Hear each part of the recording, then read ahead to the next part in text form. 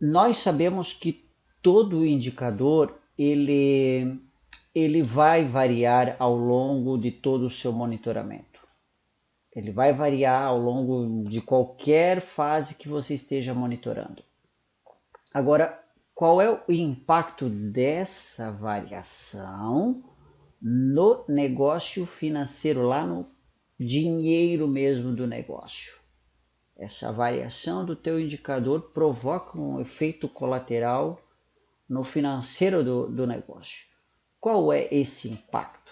Né?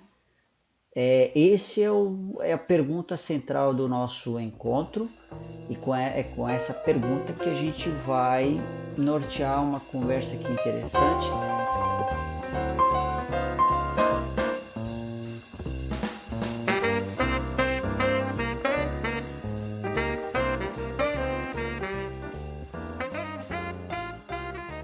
E sobre indicador, o que é que eu entendo por indicador? O próprio nome já fala, né? Indicador, né? O dedo indicador, é aquele que aponta, orienta a gente a fazer alguma coisa agora para ir para aquele lugar que eu quero, né? Pensando sempre num resultado futuro melhor do que eu estou hoje. Então esse indicador ele tem que ajudar a me apontar para frente, para o futuro. Qualquer indicador, seja indicador de economia, de saúde, de negócio, né? Ele tem que me orientar para frente. Essa é a função do indicador. Indicador que me ajuda a apontar para trás, para o passado, não é um indicador que me ajuda muito a caminhar para frente, porque o que passou não é garantia que vá repetir, o que vai acontecer, enfim. Então, esse conceito de indicador é bastante interessante. Junto com o indicador vem a pergunta que todo mundo já sabe, né? A pergunta do dia: o que é variação? Então, variação tem vários nomes que compõem esse conceito. Alguns vão conhecer como amplitude, outros vão conhecer como diferença entre alguma coisa e outra coisa, outros vão conhecer como diversidade, alguns vão chamar de variedade. Então, é um conceito bem amplo, aplicado em diversas áreas das ciências, né? Das áreas de conhecimento. E o oposto de variação a gente já sabe que é o que não varia, ou seja, que se mantém constante, né? Na natureza, o único momento em que a gente se mantém constante é aquele sinalzinho daquele monitoramento cardíaco, quando a pessoa se encontra num estado de saúde bastante debilitada, que já é monitorado o batimento cardíaco, e de repente, por alguma infelicidade ou alguma complicação, a pessoa falece e o coração para de bater, e aquele apito ele é constante, não varia. Então ali realmente parou os sinais vitais e aquele apito fica constante, né? Na natureza a gente consegue perceber isso em poucos raros momentos, mas a maioria dos processos naturais ele acontece no meio de variações, né? Então tudo varia, né? O meu humor, por exemplo, de manhã é um, ao meio-dia é outro. Se eu recebo uma notícia boa, ele é diferente. Se eu não... Então, ele varia ao longo do tempo. Assim como varia também a temperatura ambiente, varia a bolsa de valores, varia ao longo do dia. O volume de produção, as vendas vão variar, né? O McDonald's vende um volume às 8 horas que é diferente do meio-dia. Então tem variação ao longo do dia para algumas métricas que a gente tem. A grande maioria tem isso, né? Boa parte tem isso. Então, difícil a gente ter um número que é constante, né? Por muito tempo. E se tiver, eu costumo questionar se a forma como eu estou medindo está certa, se o que está ali realmente faz todo sentido, porque não existe, não é tão comum ter na natureza qualquer métrica constante, né? É muito difícil, é muito raro. Então, o próprio carro, quando começa a se movimentar, ele começa com uma velocidade, né? Ele vai aumentando, diminui, então tem variação. Então, variação faz parte do negócio. A pergunta não é se varia ou não, a pergunta é qual é o impacto dessa variação. Ela é aceitável ou não? Então, a partir de agora, eu vou então levar vocês para um lugar para a gente praticar um pouco esses conceitos aqui, fazer algumas dinâmicas para a gente consolidar um pouco mais esse conceito de variação que ele é aplicado em diversas áreas, mas nesse capítulo especificamente para indicadores, ok? Vou começar aqui com vocês mostrando aqui um indicador, qualquer indicador aqui que a gente também costuma chamar de Y grande, Y maiúsculo, que é o Big Y, a gente chama, qualquer aqui, ele deu 104 no primeiro período. Esse período pode ser 1 minuto, 1 hora, 1 mês, 1 dia, 1 semana, 1 semestre, um ano, 1 década. Enfim, naquele período eu tive 104 desse indicador aqui. Né? Logo no segundo período, esse indicador ele se movimenta. Ele saiu do 104 e foi para o 106. Então, do 104 ele foi para o 106, ou seja, ele variou 2 unidades. Está aqui as 2 unidades. Né?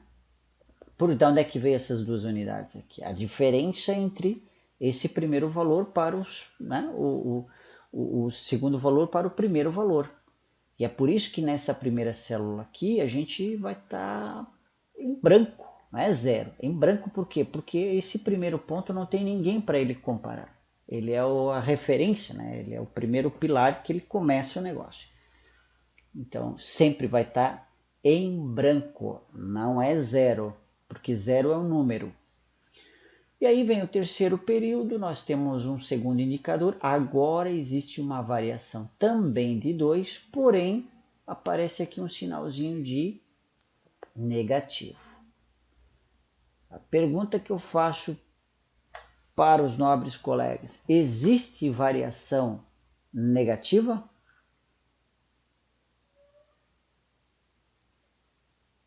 O que vocês acham? Não deveria, Não, não. né? Não, não tem como ter variação negativa. Então, de onde é que vem esse menos? Esse menos significa inclinação. Ele está me dizendo que do 106 para o 104 diminuiu. Ou seja, a magnitude é 2, porém houve uma queda. Esse menos significa uma queda. E quando tem mais, significa uma subida entre aquele número comparado com o outro. É só isso. Para fins de cálculos, conceitualmente não existe variação negativa, porque a menor variação que eu vou ter de um número para o outro é zero. Não existe menos, certo?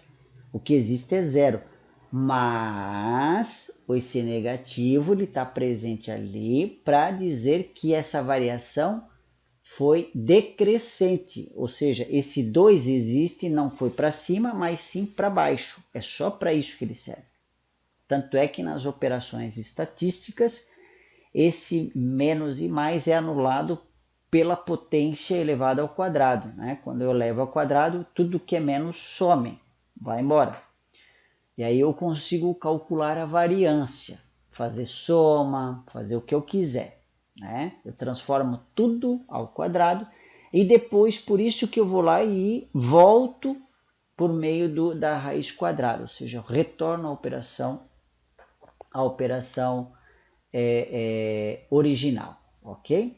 Bom, E aí eu vou para o quarto período, onde é que eu tenho 101 unidades. Então, do 101 para o 104, houve uma mudança de 3 unidades negativas, que por meio do absoluto aqui a gente trabalha com o 3 positivo. E assim vai passando o período e os indicadores vão aparecendo aqui um do ladinho do outro, ok? Até aqui eu acho que está tranquilo, certo? A pergunta que eu vou fazer agora é como é que a gente pode representar isso, a variação aqui, para torná-la um pouco mais visível, mais palpável, certo? E uma das formas que a gente adora fazer isso aqui é via sequencial. Então, no sequencial, a gente tem aqui basicamente dois formatos. Um é o formato do indicador puro e simples, olha lá o 104 o primeiro número, o 106 o segundo número, e a diferença entre os dois é esse primeiro ponto aqui da carta da amplitude, né? Não é bem uma carta de controle, é só um gráfico de amplitude, só. Eu não vou falar hoje de carta de controle, porque isso eu já falei naquele outro mini curso, que é o Criando Metas de Forma Inteligente. Lá eu trabalho muito essa questão da carta de controle, e aqui eu vou abordar outra coisa, que é a variação, tá? Então, esse primeiro ponto na amplitude nada mais é que a diferença entre o primeiro ponto e o outro, certo? E a diferença do segundo para o terceiro ponto está aqui no segundo, no terceiro ponto, que na terceira escala, e o segundo ponto. Notem que se eu deixasse negativo, esse número estaria lá embaixo do zero. Por isso que eu coloco também um número absoluto aqui, né? Muito bem. O que eu posso dizer para vocês é que aqui a gente consegue ver o tamanho dessa variação, né? Essa é a minha forma de indicar. Agora, eu vou convidar vocês agora para a gente virar esse gráfico aqui, o Y, né? Nós vamos tombar ele, nós vamos pegar ele aqui e girar ele um pouco, e eu vou sacudir ele para que esses pontos que estão aqui caiam, né? E fiquem empilhados um em cima do outro. Vamos empilhar esses números aqui para ver o mesmo número, a mesma informação, porém com uma outra forma de olhar aqui, tá? Então tá aqui o gráfico, acabei de virar ele, e agora eu vou sacudir ele e começa a cair todos os pontos aqui embaixo. Ó, esse ponto aqui do 106 caiu aqui, e o outro em cima caiu em cima dele. Então tem duas unidades aqui, duas frequências do 106. Uma do 105, tá aqui esse pontinho, ele escorregou e caiu aqui embaixo. O 104 apareceu 3 pontos, 1, 2, 3 pontos, né? Ele caiu no tubo aqui, caiu aqui em cima, um em cima do outro. Então aqui, essa forma de representar essa variação aqui é uma forma acumulativa, né? Ela te diz uma informação e aqui ela te diz outra quando ela é sequencial, né?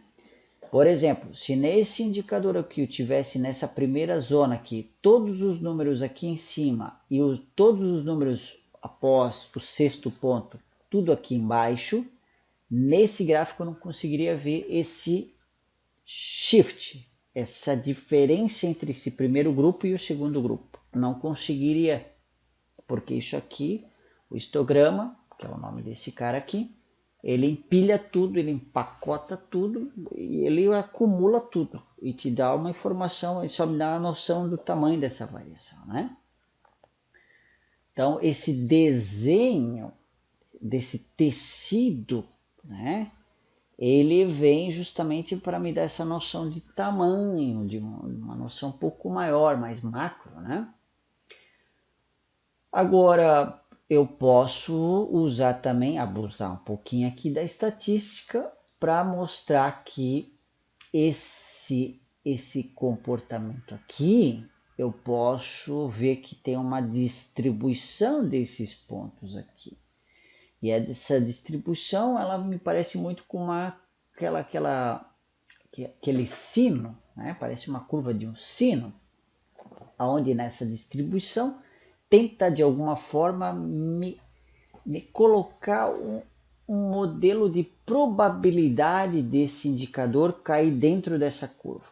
Então, dentro dessa curva mais macro aqui, ele tem 99,4% de probabilidade de o meu indicador cair aqui dentro. Ou seja, dentro dessa curva aqui, dentro dessa variação, existe 99% do próximo ponto, depois desse 12, o 13 cair,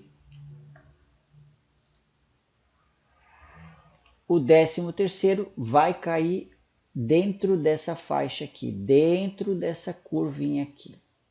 É isso que está me dizendo esse conceito aqui, essa distribuição normal ou curva de Gauss, enfim, tem vários nomes, onde ela me dá a probabilidade estatística, não tem nada a ver com o fenômeno, de que um ponto vai cair nessas faixas aqui. E outra coisa, tudo que tiver aqui dentro dessa curva, dessa variação, que é uma variação comum e normal, vai variar ali dentro, tudo que tiver fora dessa variação, nós chamamos de especial, né? Porque a probabilidade de cair fora disso aqui é muito pequena. Então, se ele conseguiu sair dessa probabilidade aqui, é porque ele é especial. Ele é muito diferente do que está no comum aqui. Nós temos ouvido com muita frequência pessoas que têm habilidades especiais na música, nas ciências, pessoas prodígias, né, que têm uma habilidade incrível de ler, de aprender, de cantar, enfim. Ou seja, você vê uma criança de 4 anos, o que você espera dessa criança de 4 anos? Você espera um comportamento aqui dentro dessa curva. Né? Tu não está esperando um cara, um moleque de 4 anos pegar um violão e sair tocando uma sinfonia. Não, não. Então a gente chama ele sim de especial. Não é melhor. Especial significa que ele está muito diferente desse comum aqui, né? Então, isso pode acontecer no meu indicador aqui. Ele pode acontecer no meu indicador também aqui. E eu vou tratar isso aqui de um jeito, e o que for especial eu tenho que tratar de outra forma. Por quê? Porque o remédio que eu dou para isso aqui é diferente do remédio que eu dou para isso aqui. Certo? Então, o que eu faço quando furo o pneu do meu carro? Bom, primeiro, isso não acontece, não é comum acontecer para mim. É especial. Então, eu vou tratar como? Ver e agir. Vou lá, troco o pneu, vou embora. Tem que fazer isso tudo? Não tem que fazer nada. É ver e agir o que for especial. Agora, se acontece todo dia, já não é mais especial, é comum. Ou seja, eu preciso investigar a origem de tanto pneu furado. Ok? Muito bem. Agora, eu vou dar continuidade aqui e vou trazer uma outra abordagem para vocês aqui. Então, a gente viu que tudo varia, sempre vai variar. Esse negócio de colocar uma meta fixa lá no teu indicador, achando que você vai atingir essa meta e vai ficar nela a vida inteira, esquece, isso é um sonho. Alguém sonhou e disse que você vai conseguir chegar na meta e ficar lá até forever, por toda a eternidade. Isso não existe. Você sempre vai estar flutuando ao redor de alguma meta ou de uma própria média da tua performance. Então, a pergunta é, essa variação do meu indicador ela é aceitável ou não? Eu não aceito ela. Certo? Então, aí eu começo perguntando para você, como é que eu sei se isso aqui é aceitável ou não? Alguém me dá alguma dica? O que eu poderia usar para dizer se eu estou... Como é que eu sei que eu estou andando bem dentro daquela estrada lá? Como é que eu sei que eu não estou andando fora da estrada ou, enfim, que eu estou ameaçando alguém na direção? O que eu uso para saber se aquela variação ela é aceitável ou não? Se aquela minha direção é aceitável ou não? O que eu uso? Alguma dica? Primeiro, primeiro saber os limites e controlar Limites. É dentro dos limites. perfeito, perfeito. Então, nós estamos falando de limite, eu posso traduzir limite, que é mais direcionado, para alguma coisa mais genérica, uma referência. Então, como seria a minha direção se as estradas não tivessem aquelas linhas pintadas no chão, que são referências para dizer: Tá ouvindo? Caiu? alô, Tá ouvindo? eu estou ouvindo. Tá tudo bem? Vocês estão me ouvindo bem? Ouvindo bem. Ok. Então, como seria a, a minha direção se a minha estrada não tivesse essas referências pintadas no chão? Terrível! Ninguém sabe se a estrada acabou ou não, se eu estou avançando a outra pista ou não. Então, eu preciso de uma referência para dizer essa minha variação ela é aceitável ou não é. Então, essa variação com uma linha, essa variação, ou toda a variação, eu posso responder se ela é aceitável ou não se eu tiver uma referência. Vamos a um exemplo aqui. O mesmo conjunto de dados diante. Né? Então, lá está o período 1, o indicador está aqui. Eu vou ter a referência inferior e uma referência superior. Essa referência vai me acompanhar por todo o conjunto de dados. Além dessa referência, eu vejo que tem uma média que me ajuda a ver se essa variação é muito alta em relação a essa média ou ela é muito baixa. A média acaba sendo também uma referência dentro da variação do próprio indicador. E a variação do indicador, quando eu comparo com essas referências aqui, eu tenho uma outra abordagem, um outro ponto de vista ou uma outra decisão que eu vou tomar. Então, são duas linhas de referências aqui. Tá? Vamos então ao mesmo gráfico que a gente fez antes, igualzinho, porém com essas linhas azuis, que são linhas de referência, é a minha estrada desse indicador. Esse meu indicador está dizendo o seguinte, olha, se você ficar entre esses dois limites aqui, estamos bem, tá? Estamos bem. É o ideal que ficasse no meio da pista, né? Dirigindo, para sobrar a mesma folga entre os dois lados do carro aqui. Bom, então a gente vê que comparando essa variação aqui desse indicador com essa referência, a gente vê que a média ela tá deslocada, ela está mais para o limite inferior ou mais para o limite superior? O que vocês conseguem ver aqui? Limite inferior. Para o limite inferior, ela está mais para cá, ou seja, aqui eu já dei uma beliscadinha aqui, ó, né? Ou seja, existe uma probabilidade grande de eu sair do meu indicador para baixo. Né? Se eu virar esse gráfico de novo, ok? Vamos virar esse gráfico aqui, vamos ver como é que ele fica na empilhado aqui. Olha lá esse cara aqui, né? É o mesmo conjunto de dados, deixei ele cair, ele formou a curva de Gauss aqui. E olha só, tá lá, ó, a probabilidade é altíssima de cair pontos fora da curva aqui. E eu vou ter problema. né? Porque a minha lei de referência está dizendo, ó, é aqui dentro que você tem que trabalhar. E o teu indicador está variando. Então, aqui o meu problema é de variação ou é um problema de média desse meu indicador comparado com a referência, né? Quando eu olho aqui, Problema de média. problema de média. O gestor, quando ele olha esse indicador, ele vai dizer assim, não, eu tenho que deslocar a média para cima, né? Para o lado esquerdo, para o lado superior.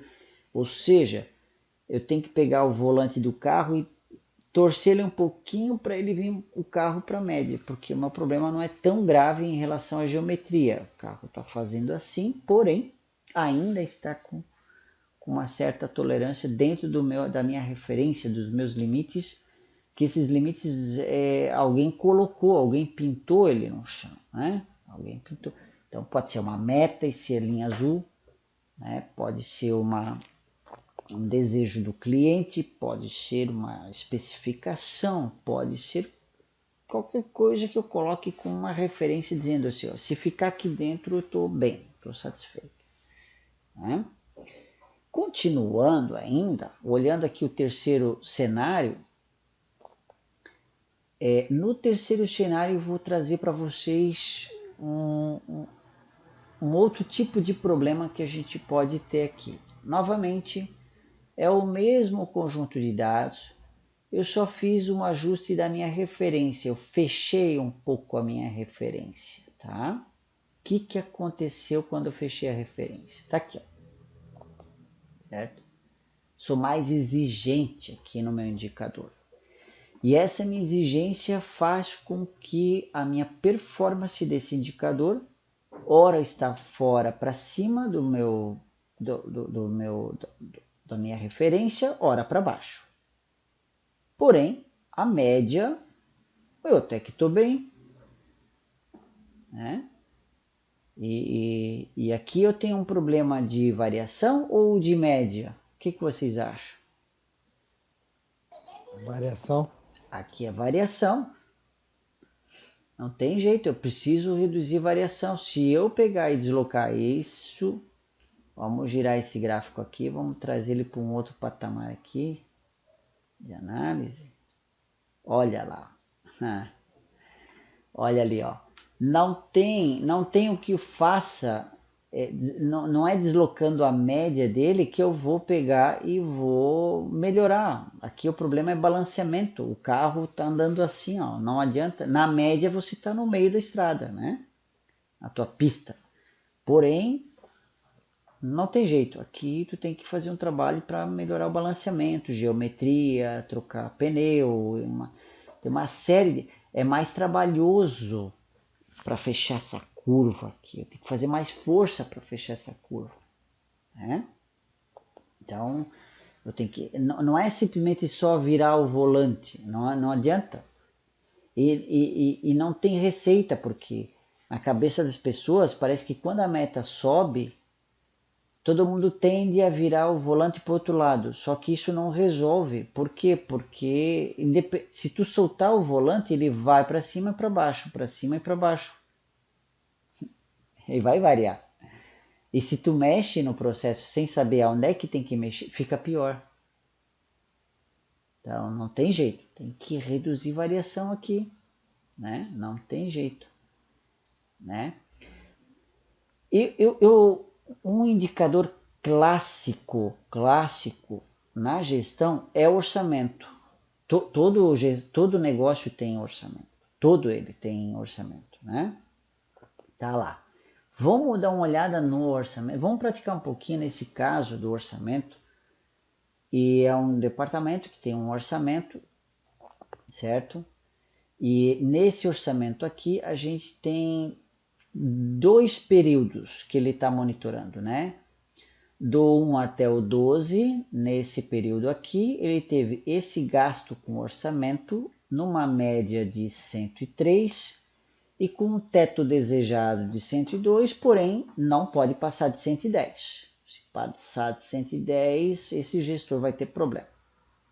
Temos aqui amplitude, média, né, dessa variação aqui. E passou um ano, no ano seguinte, né, eu tenho um outro comportamento de orçamento com uma média um pouco menor e uma amplitude menor também, certo? Graficamente ficaria assim. Então vamos lá.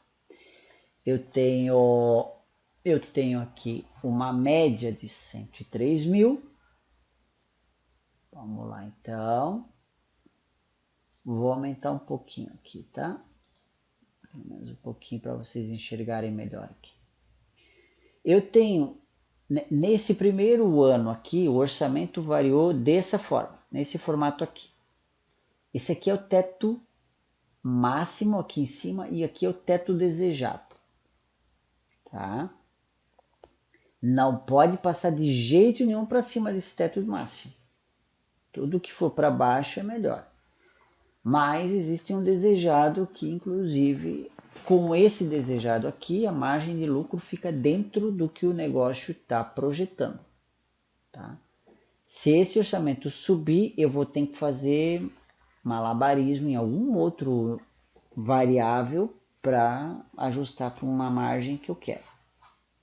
Tá aqui, esse aqui é o gráfico.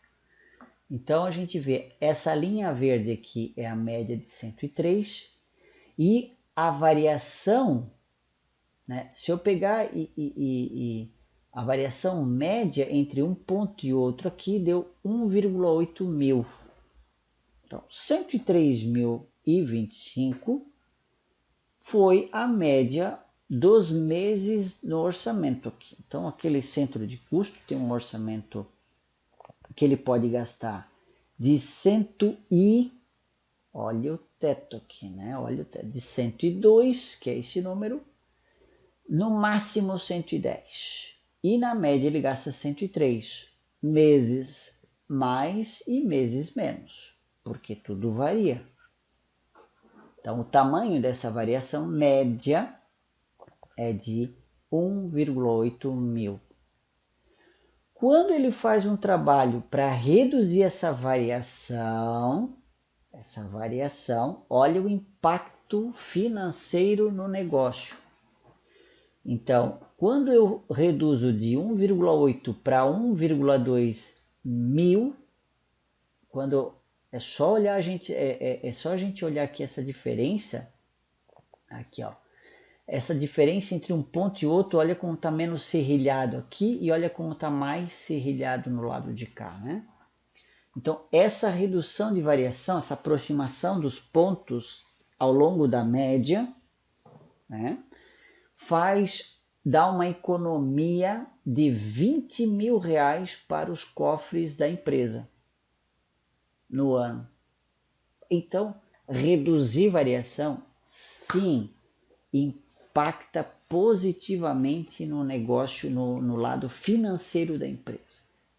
Para qualquer indicador que você trabalhar na redução de variação, vai haver impacto positivo no negócio.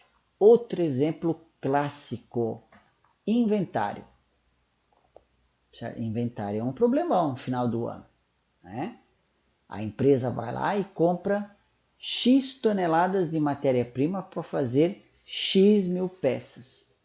Pois é, a gente fez a metade das peças e já acabou a matéria-prima. Aí vem a pergunta, ué, onde é que foi essa matéria-prima? Alguém está roubando? Sim, alguém está roubando. E adivinha quem é? O processo está roubando. As peças estão indo com mais matéria-prima do que na nominal. Então, para fazer a composição de um preço do produto, eu uso a nominal. Eu digo que esse produto aqui, né, ele tem 15 gramas de argila para fazer. Então, quanto é que custa 15 gramas de argila? Custa tanto. Mais a pintura, mais isso aqui. Então, uma xícara tem que custar tanto. Né? O preço dela é tanto. Só que no dia a dia, tem xícaras que vão ficar com 15, com 16, com 17, com 13, com 15, com 18. E isso faz com que essa variação de matéria-prima, vai ter produtos com mais matéria-prima e outros com menos. Só que a média é deslocada para cima. E isso faz com que eu tenha que comprar mais matéria-prima para fazer a mesma quantidade de matéria-prima. E adivinha quem é que paga esse adicional de matéria-prima para fazer aquele programa de produção? O dono da empresa, porque esse dinheiro sai diretamente lá da última linha, lá do lucro. Então a contabilidade chega e diz no final do ano, por isso que os ajustes de inventário são feitos geralmente anual, porém existem inventários feito com períodos menores para fazer esse ajuste, certo? Porque lá no lucro eu vou lá e tiro exatamente o valor para comprar matéria-prima e concluir a produção que eu preciso. Então, quando eu reduzo essa variação, isso faz com que a minha média é ajustada também, né? Olha só o que aconteceu com a minha média quando eu reduzi variação. A média era de 103, foi para 101, só reduzindo variação. Né? Então aqui, quando nós reduzimos variação, eu permito também ajustes da média no teu processo, no teu indicador. Né? E isso é consequência do trabalho de redução, né, no indicador. Outra forma de ver isso é por meio da amplitude sequencial, onde a gente vê aqui um dente de serra maior e uma média mais alta do que no segundo momento, onde o dente de serra aqui é menor e a média um pouco menor. Né?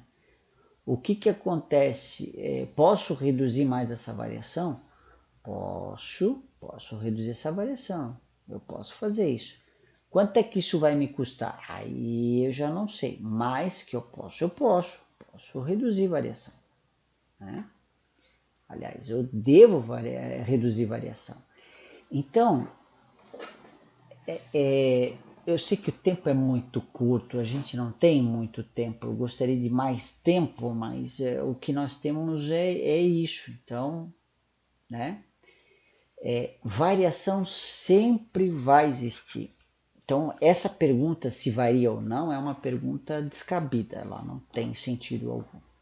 Agora, uma pergunta inteligente essa variação que eu tenho no meu indicador, ela é aceitável ou não? Para responder, eu preciso de referências para dizer, eu aceito isso, está dentro do que eu quero. Ou não aceito isso. Não aceito porque essa variação impacta em X milhões no final do período. E isso para mim é dinheiro. Para mim dinheiro eu quero. Quero no meu bolso e não, né, não em outro lugar que não seja o meu bolso. Então, todo indicador vai possuir variação e essa variação de alguma forma impacta no resultado financeiro. Processos com muita variação também dificultam a vida de quem está gerenciando a empresa. Né? Um indicador com muita variação, com muita oscilação, torna a previsão do resultado muito ampla. Né? Essa previsão muito ampla dificulta a operação. Exemplo disso, vendas. Certo? A previsão de vendas. A variação que existe na previsão de vendas versus o real, porque você pode fazer isso lá. Amanhã mesmo, pega o teu indicador de vendas lá e vê qual era a previsão para vender em maio. Melhor, qual foi a previsão de abril para vender e qual foi o real. Isso é a variação. Né? E tem empresas que têm variação de 50%. Né, entre o previsto e o real. Como é que você vai se preparar na logística, no total da tua operação? Como é que você prepara o teu operador, a tua operação não só interna, mas externa, a tua cadeia produtiva, com uma variação de 50%? É muito difícil. Tá, e se não vender, vai ficar tudo no estoque. 50% tudo que você disse que ia vender, que não vendeu, vai ficar parado. Tá, e se for o contrário, né? Vender mais 50% do que está esperando.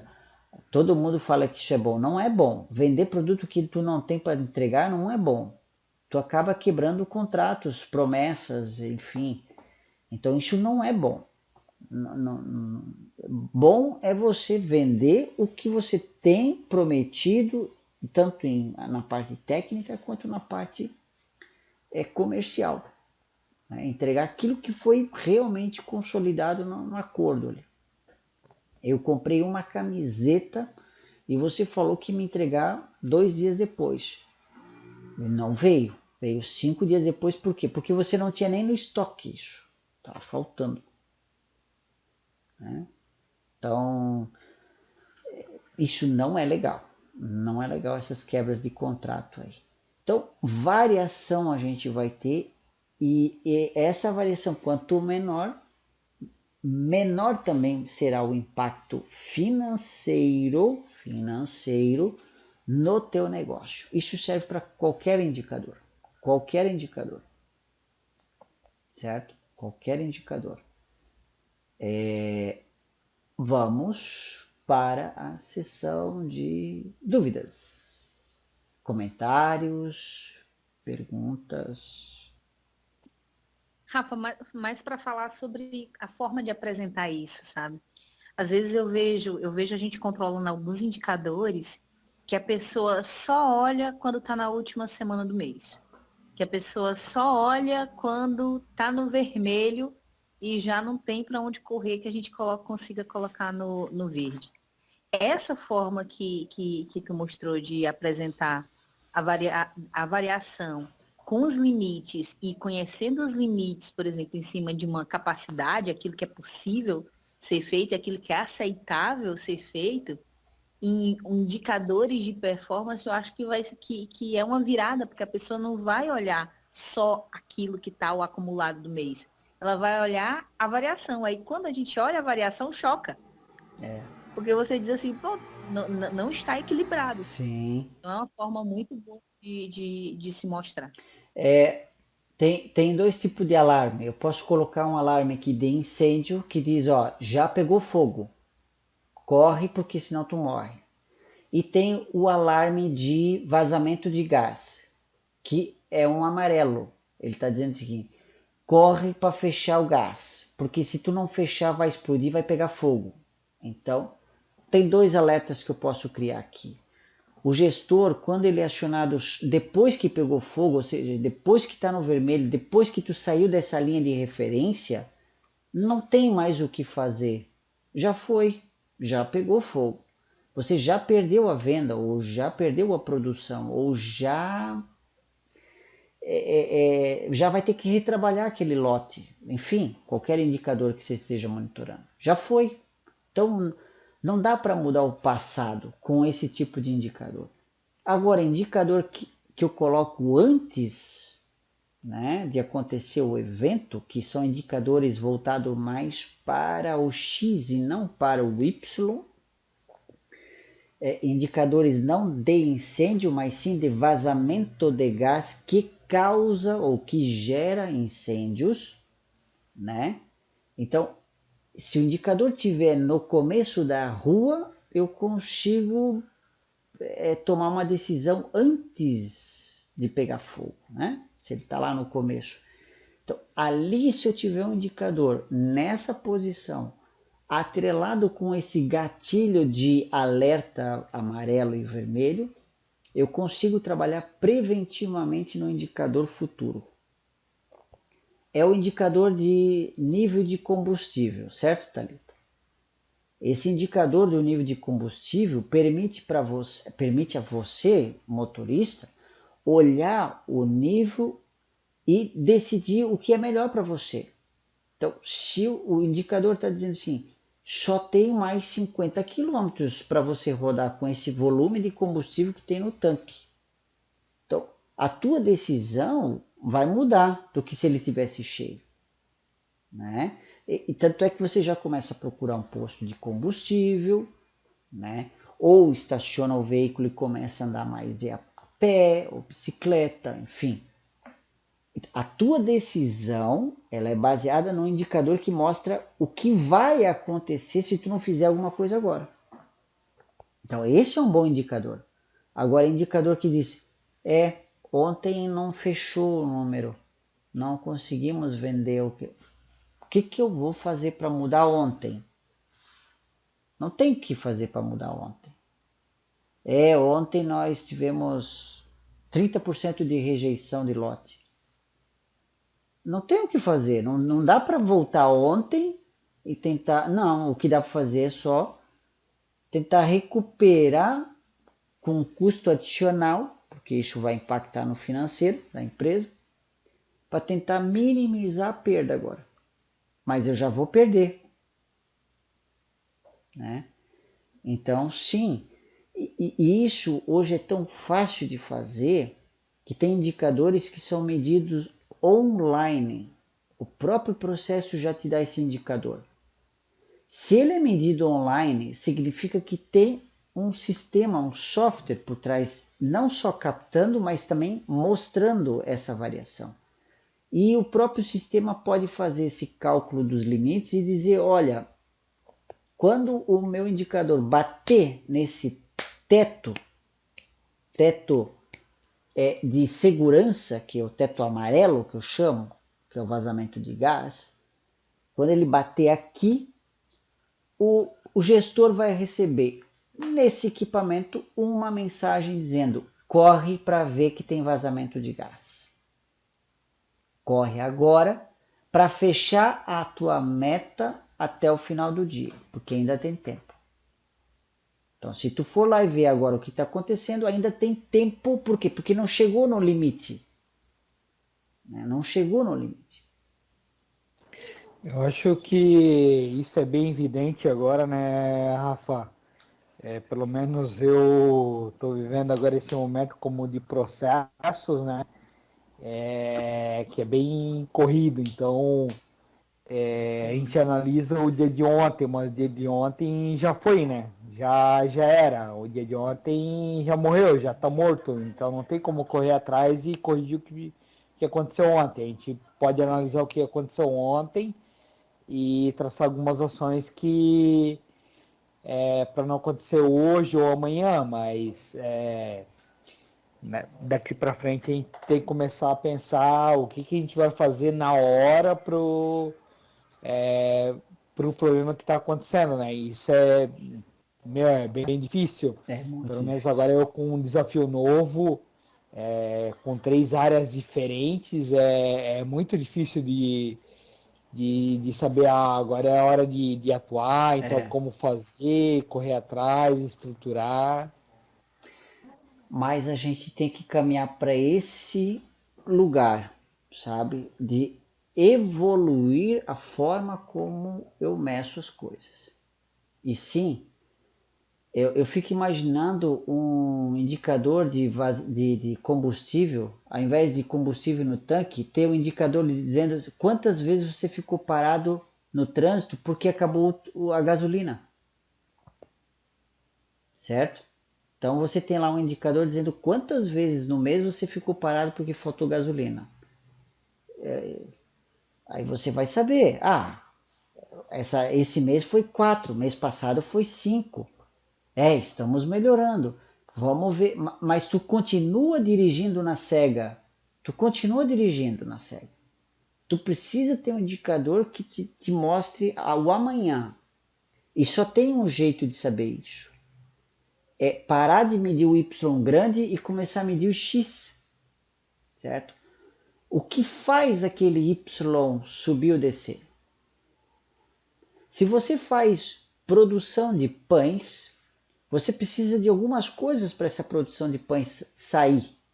Uma delas, tem que ter matéria-prima.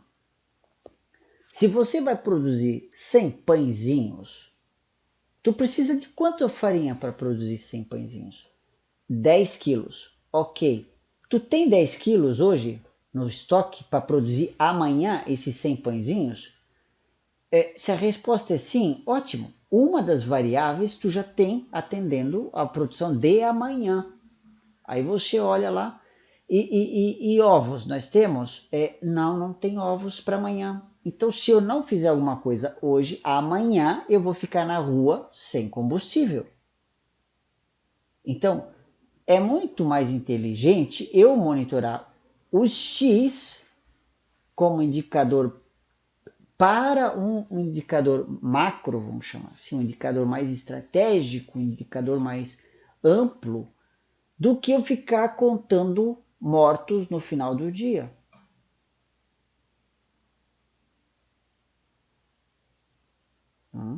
É uma forma de eu prever o futuro medindo o X e não o Y, porque o Y já foi, é o efeito colateral. É medir o número de mortos por Covid. A gente fica olhando a curva descer e subir, achando que olhando para ela o número vai mudar. Não é. Eu tenho que medir o X para eu saber que com aquele X, olha, se eu não fizer nada agora, amanhã eu não vou ter peça, não vou conseguir produzir o que eu tenho que produzir. Amanhã eu não vou vender o que eu vou vender, o que eu preciso vender. Né? Então, a minha equipe de vendas, na loja, por exemplo, o pessoal já está sinalizando aqui, eu tenho um indicador que me diz o número de absenteísmo para amanhã. E a previsão é que amanhã vai faltar 5 pessoas. Isso vai comprometer minhas vendas. Então amanhã eu já sei. Se eu não fizer nada hoje, amanhã não vou atingir vendas. Porque eu preciso dessas 5 pessoas jogando no time. Então eu consigo te dizer, inclusive com precisão, quanto que eu não vou vender amanhã. Quanto que eu não vou produzir. Quantas pessoas vão morrer amanhã. Quanto... Enfim. Eu consigo. Mas para isso eu preciso monitorar não mais o Y. Monitora como indicador o X. O X. Por exemplo, ali, Rafa, como eu sou bem focado na parte de processos, Sim. a gente tem uma equipe de processos, então tem uma demanda de setups dias, e os setups a gente sabe que setup parado é perda, então quanto Claro. menor o setup melhor. Contudo, tem algumas características que o setup é elevado. E dependendo da quantidade de pessoas, de preparadores, a gente tem uma quantidade de entregas. Uhum. E isso seria o meu X, então, do ponto para estar controlando. Ó, a partir desse ponto de pessoas, para trocar tais moldes, eu consigo entregar tantos de processo. Esse é o papel do gestor.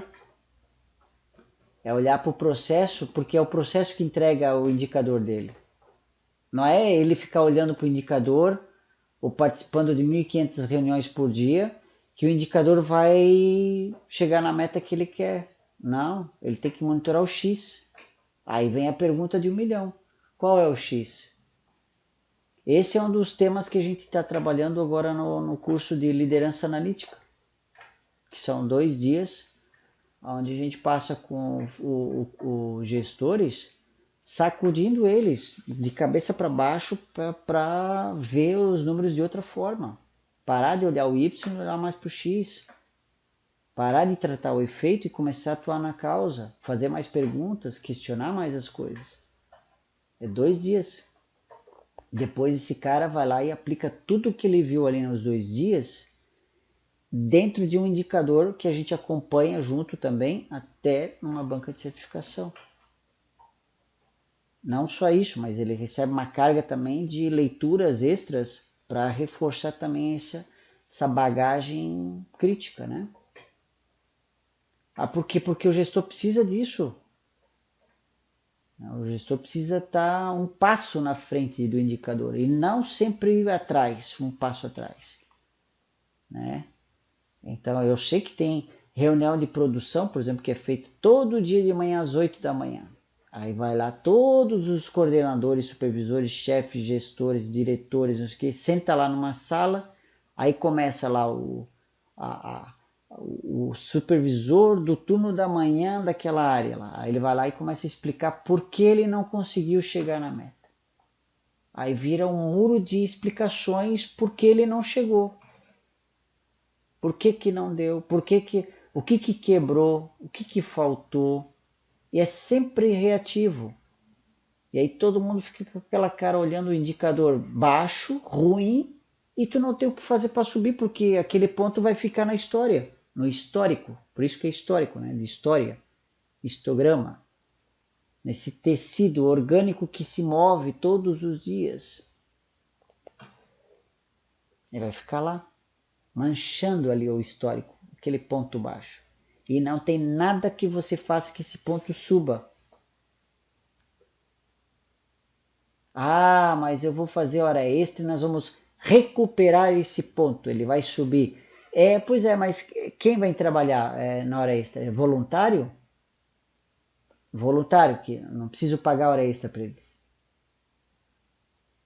Não, a gente vai ter que pagar, tem que pagar ônibus, almoço, não sei o quê. Ah, e esse custo tá onde? Ele vai para onde? Para dentro da operação. E aumentando o custo da operação, adivinha o que acontece com o meu financeiro do negócio? Desce. Então não tem almoço grátis. Você não recupera nada. Tudo que tu perdeu, perdeu. Não tem esse negócio de recuperar, porque a recuperação a recuperação só é possível se você investir algo extra, além, adicional àquele custo. Tem que ter um custo adicional e alguém vai pagar esse custo. Adivinha quem é? Adivinha quem é? Muito bem, senhoras e senhores, da minha parte era isso. Se não tiver mais nenhuma pergunta, a gente encerra hoje aqui. Dou-lhe uma.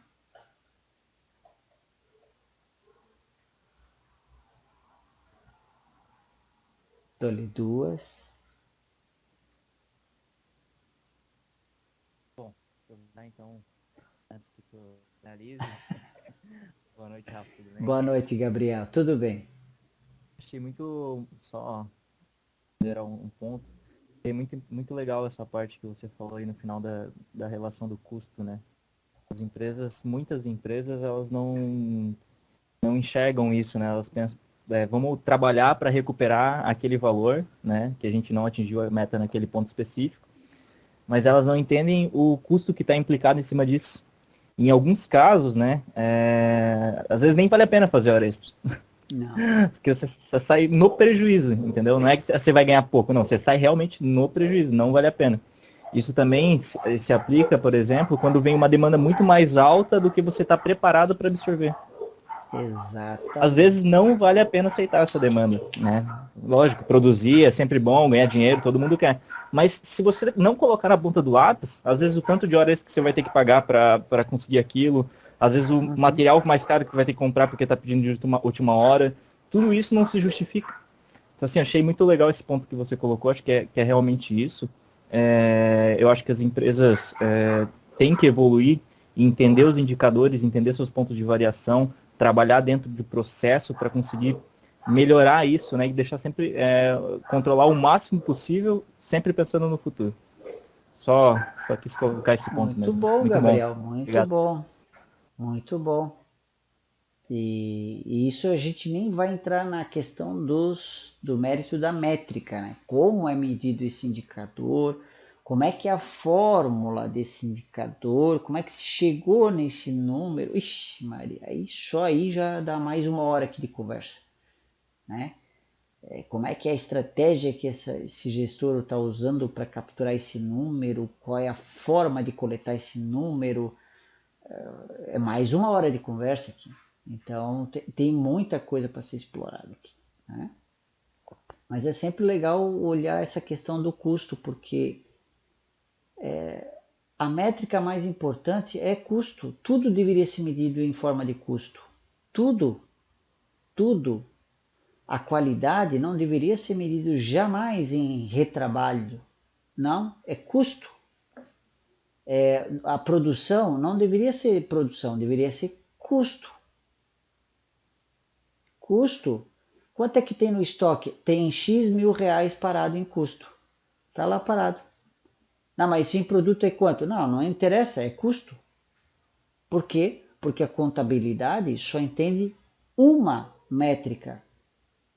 Custo é grana. Se não for grana, não está no balanço da empresa. Certo? Quanto custa você para a empresa? Quanto de retorno você traz para a empresa? Ah, você fez uma MBA? Legal. Quanto custou? 25 mil. Tá. Qual foi o TCC que você fez que trouxe o dinheiro de volta? Ah, não fez? Então, o custo virou despesa. Ah, não, eu fiz um trabalho aqui, final de curso, que nós conseguimos reduzir o custo em 100 mil reais. Ok, já dá um quarto aqui de retorno. Em 3 meses o dinheiro já voltou para mim. Ótimo. É custo, tudo é custo. Quanto é que custa um funcionário afastado por segurança de trabalho? Tem um custo. Quanto custa fazer alimentação internamente ou terceirizar? Tem um custo. Tudo é custo. Todas as métricas devem ser monetárias, sem negociação. E pesquisa de clima, Rafael, como é que eu vou fazer? Dinheiro também tem que ser em dinheiro, tem que converter isso em dinheiro. Ué, não tem alguém falando que povo feliz produz mais? Então me prova. Quanto dinheiro eu vou botar mais no bolso com o povo feliz? Tem que me provar. Tem que me provar. Certo? Então, eu preciso estar monitorando as coisas em dinheiro, não mais em unidade não monetária. Isso eu falo muito, aliás, eu falo demais até, lá no Criando Metas de Forma Inteligente. Tá lá no YouTube, lá depois, se vocês quiserem ver, fica à vontade. Lá eu uso limites de controle automático para criar as metas sozinho. O próprio processo, o próprio indicador vai criando as metas sozinho. Ele vai dizendo o que ele consegue entregar. E avisa o gestor quando é que ele tem que trabalhar. Ele só vai trabalhar quando o alarme tocar. É que nem bombeiro. Bombeiro não fica andando com o caminhão na cidade procurando incêndio. Não, ele só... Enquanto ninguém chama ele para trabalhar apagando incêndio, ou seja, quando uma meta está querendo sair fora, né, um indicador fora da meta, o gestor vai lá e atua antes. Caso contrário, o que os bombeiros ficam fazendo? Treinamento, só treinando, orientando os outros, estudando, avaliando novos, fazendo auditoria, fazendo, enfim, trabalho preventivo. E quando aciona o alarme, a equipe para do que está fazendo, vai lá e atua em cima do... É isso que eles fazem. Então, é isso que o gestor tem que fazer.